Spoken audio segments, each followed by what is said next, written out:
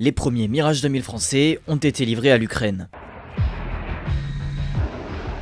C'est ce qu'a annoncé le ministre français des Armées, Sébastien Lecornu, jeudi 6 février sur X, résultat d'une promesse formulée par Emmanuel Macron le 6 juin dernier. Nous allons lancer une nouvelle coopération et annoncer la cession de Mirage 2000-5, qui sont des avions de combat français. Un renfort de poids pour aider Kiev à défendre son espace aérien face à la Russie. І також я хочу сьогодні подякувати Франції, особисто президенту Макрону, за виконання наших домовленостей.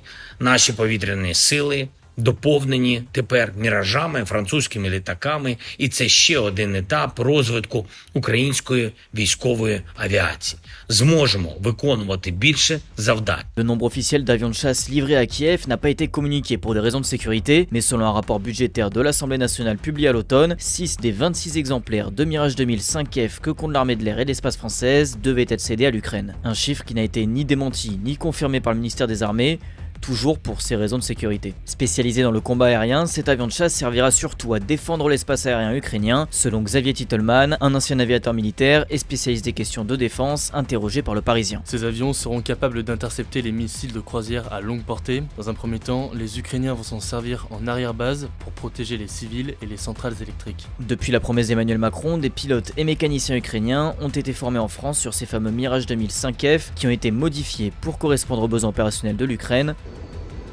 En plus de missiles d'interception de combat et d'autodéfense, des équipements de combat air-sol ont été ajoutés, ainsi que des défenses anti-guerre électroniques capables de résister aux puissants brouillages russes. Ces Mirage 2005F viennent s'ajouter à la flotte d'avions de combat américains F-16 déjà fournis par l'OTAN. I'm also pleased to announce that as we speak, the transfer of F-16 jets is underway, coming from Denmark, coming from the Netherlands, and those jets will be flying in the skies of Ukraine this summer to make sure that Ukraine can continue to effectively defend itself against the Russian aggression. Mais un nombre d'avions de combat étrangers toujours insuffisant selon Kiev pour prendre l'avantage dans les airs face à la Russie. Comment ne pas faire le lien avec la suspension de l'aide américaine décidée par Donald Trump? La Russie a intensifié ses attaques sur l'Ukraine ces dernières heures.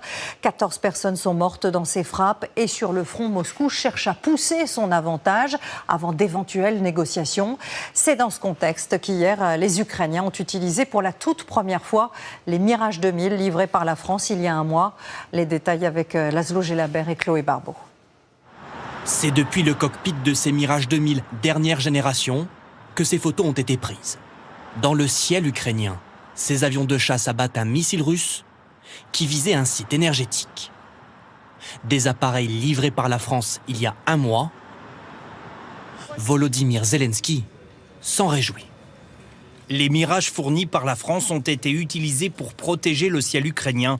Merci. C'est la première fois que Kiev dit utiliser ces Mirages contre des frappes russes. Les pilotes avaient été formés en France sur un site tenu secret pendant plusieurs mois. Ce que montre cette séquence, c'est d'abord le grand professionnalisme des pilotes ukrainiens et le professionnalisme aussi des pilotes français qui les ont formés. En juin dernier, des soldats ukrainiens s'entraînaient sur des simulateurs et en conditions réelles. Les voilà capables aujourd'hui de combattre avec des Mirage 2000. Avec ces images, l'Ukraine montre qu'elle peut encore compter sur de nombreux alliés, à l'heure où Vladimir Poutine profite du désengagement américain pour intensifier ses attaques.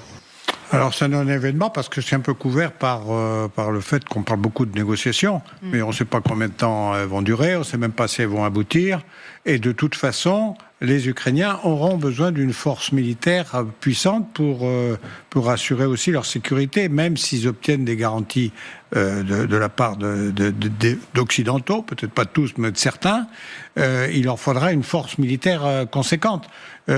Après un cessez-le-feu, puisque là, pour le moment, il n'est même pas question d'un éventuel traité de paix. Pour un cessez-le-feu, on parle. Hein. Donc pour vous, c'est une bonne nouvelle, parce que tout de suite, vous aviez dit, cette livraison, c'est une bonne nouvelle. Non, moi, je n'ai pas dit trop tard, parce qu'en fait, on ne connaît pas la date limite. Hein. Ouais. Oui, il peut y avoir, peut-être dans un an, on parlera de négociations. Tout ce qui est pris est bon. Peut-être ça sera fait dans 2 mois ou 3 mois, mais peut-être dans un an, on n'aura pas beaucoup avancé. Et la guerre, par contre, aura continué. Continue. Ouais. Donc, je crois qu'il faut se mettre dans une perspective. De toute façon, les Ukrainiens auront besoin d'une flotte de combat Et donc, c'est une participation non négligeable. En tout cas, si tous les pays européens avaient donné 6 avions, ben ça leur ferait déjà une belle escadre. Hein. Donc, ce n'est pas le cas. Donc, on peut être content d'y participer. En plus, ce sont d'excellents avions. Je pense que, en l'occurrence, nous remplissons nos engagements. C'est toujours un peu ce qui a été dit par la France, c'est-à-dire que on ne claironne pas en permanence de ce qu'on envoie, mais on fait ce qu'on a dit aux Ukrainiens. Voilà, c'est ça. On respecte nos engagements. Ça peut pas faire défaut à la France. On ne sait pas combien de mirages sont livrés, là. Mais la France, elle n'en a pas forcément besoin de ces mirages. La France, en plus, elle a ses rafales. Hein, mais c'est vrai que ça a toujours été justement cette fameuse ligne rouge, pour le coup, qui décevait les Ukrainiens. Mais c'est vrai que ce soit la France ou les autres pays, il n'était pas question de mettre sa propre sécurité en péril. C'est-à-dire que la France ne va jamais se démunir au point de ne pas pouvoir réagir si demain il y avait une attaque contre elle.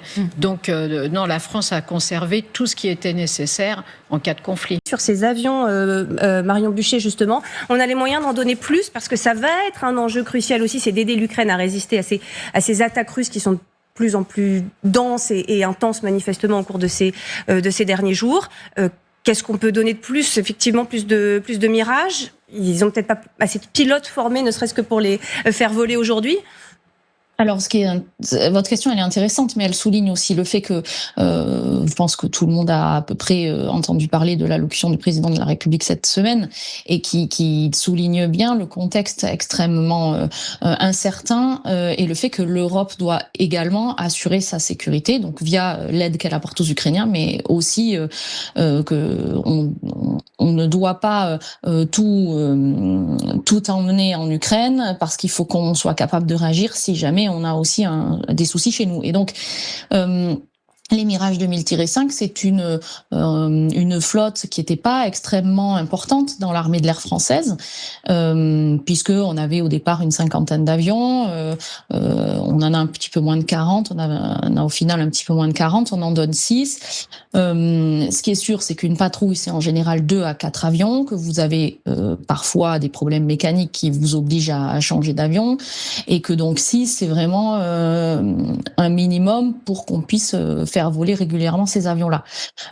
Si on en donne plus, il faut savoir que ce sera au détriment de missions qui sont actuellement faites par ces avions en France, notamment la police du ciel. Alors, ça ne veut pas dire qu'on ne peut pas le faire, et ça, je pense que seuls les décideurs de l'armée de l'air et le président de la République disposent exactement de tous les éléments pour pouvoir avoir un avis étayé sur cette question. Mais on ne pourra pas faire beaucoup plus, en tout cas, ça c'est sûr.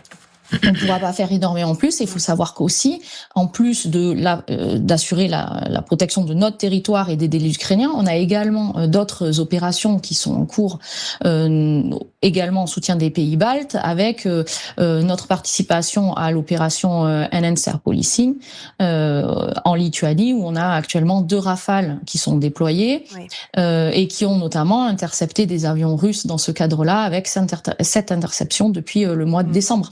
Donc le monde est globalement incertain et on peut pas non plus tout miser sur le conflit ukrainien, même si ça reste quand même un point d'entrée parce que certains de nos grands chefs pensent que c'est le début d'autre chose. Merci beaucoup Marion Buchet d'avoir été avec nous.